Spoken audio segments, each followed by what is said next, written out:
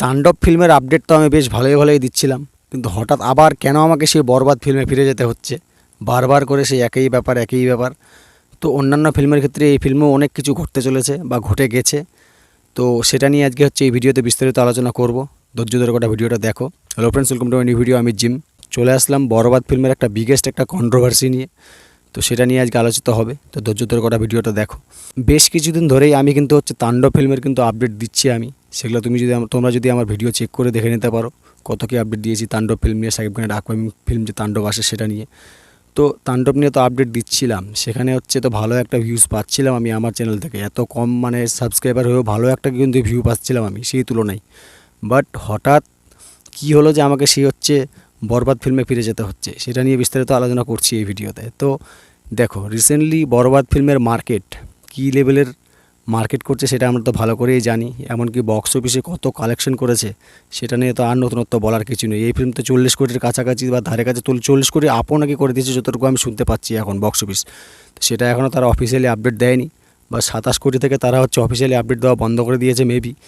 আমার কাছে কোনো রকম কোনো আপডেট আসেনি আর সেটার বক্স অফিস নিয়ে। বাট রিসেন্টলি যে ঘটনাটা ঘটেছে সেটা হচ্ছে যে কিছুদিন আগে বরবাদ যখন সেন্সর পাচ্ছিল না, তখন তো একটা বিগেস্ট একটা মানে অঘটন ঘটছিল। তখন তো যাই পাচ্ছে বরবাদকে নিয়ে কথা বলছে। মানে বিশেষ করে যারা হচ্ছে মানে কি বলবো, যারা হচ্ছে অপোজিট পার্টি, যারা হচ্ছে মানে ভালো ফিল্মকে কোনোদিন সাপোর্ট করে না, তারা হচ্ছে যে যেরকম পাচ্ছে সেরকম তো কথা বলছিল। যেরকম একটা উদাহরণস্বরূপ যদি একটা কথা বলি, দেলোয়ার হোসেন ঝন্টু না কি যেন নাম আছে, তার নামটা আমার যদিও ঠিকঠাক করে মনে আসছে না, তার জন্য এক্সট্রিমলি সরি।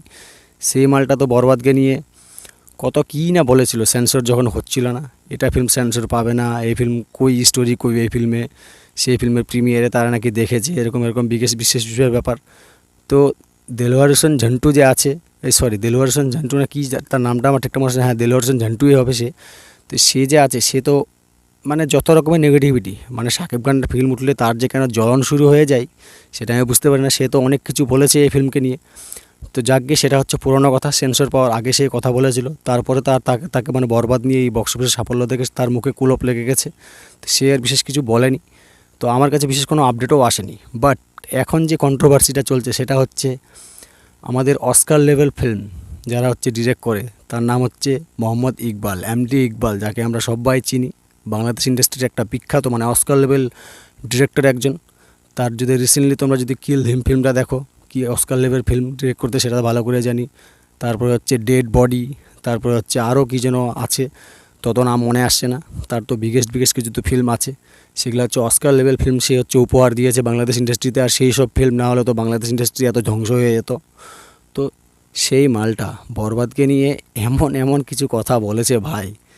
বরবাদের মানে এই দেখে, বক্স অফিস দেখে তার মানে পাছা জ্বলে গেছে একদম। যেটা মানে মেন সমস্যা হচ্ছে এটাই যে তার পাছা জ্বলে গেছে।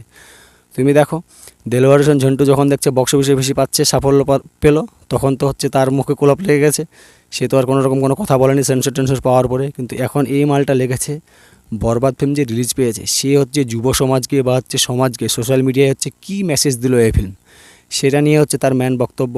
সে হচ্ছে যেখানে সেখানে হচ্ছে নেশা ইউজ করছে, সেগুলা হচ্ছে মেসেজ দিচ্ছে। তারপর হচ্ছে এখানে ওখানে কোপাকুপি করছে, সেটাই মানে মেসেজ দিচ্ছে। তারপর হচ্ছে মেয়েকে হচ্ছে ব্যাডলিভাবে হ্যারাসমেন্ট করছে, সেগুলা হচ্ছে মেসেজ দিচ্ছে।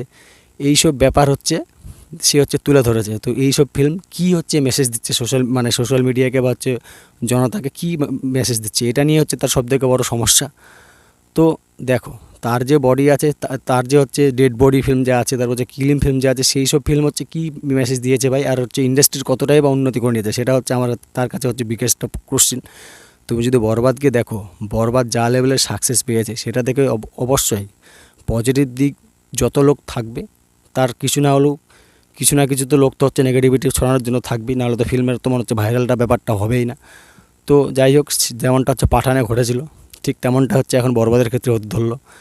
তো এরা হচ্ছে বাংলাদেশ ইন্ডাস্ট্রির হচ্ছে বিষ, এরা কারো হচ্ছে ভালো দেখতে পারে না, ঠিক আছে। তার হচ্ছে ডেড বডি ফিল্ম যদি আজকে হয়ে যেত, হিট হয়ে যেত, তাহলে ফের সে যে আর কি বলতো ফের তাহলে। যাই হোক, দুর্ভাগ্যবশত সেটা হয়নি। অস্কারে হচ্ছে সে হচ্ছে নমিনেট পেয়ে গেছে সেই সব ফিল্ম। তো সেটা নিয়ে তো বিশেষ কিছু কথা বলতে যাচ্ছি না। তো এই মালটার এত হচ্ছে শাকিব খানকে দেখে জ্বলন কেন, হচ্ছে বাংলাদেশ ইন্ডাস্ট্রিকে কতটা যে এগিয়ে নিয়ে গেছে শাকিব খান, সেটা হচ্ছে ও হয়তো মনে হয় জানে না। বা হচ্ছে সে হয়তো কোনো রকম কোনো খোঁজ রাখে না, সে হয়তো অনেক দিন ধরে মিডিয়ার সামনে আসতে পারেনি, কিছু না হলেও মিডিয়ার সামনে তো একটু মানে টিকিয়ে থাকতে হবে, সে হচ্ছে মানে অ্যাক্টরের মতো তো ফেমাস তো হতে হবে মিডিয়ার সামনে, যে তো আমাকে মানে তাকে নিয়ে যদি একটু বেশি আলোচনা হয় তাহলে কিন্তু বেশি ভালো হবে, মানে সেরকম করার জন্য হয়তো মেবি সে কিছু একটা করছে, নাহলে হয়তো মাথাটা ছিঁড়ে হয়ে গেছে ভাই, এমনিতে তো মাথার চুল গেছে, এবার হয়তো আমার মনে হচ্ছে সে হচ্ছে তারটাও ছিঁড়ে গেছে মনে হয়। তো দেখা যাক শেষমেশ কী হয়, এটা নিয়ে সে কত দূরে আগাতে পারে আগাক।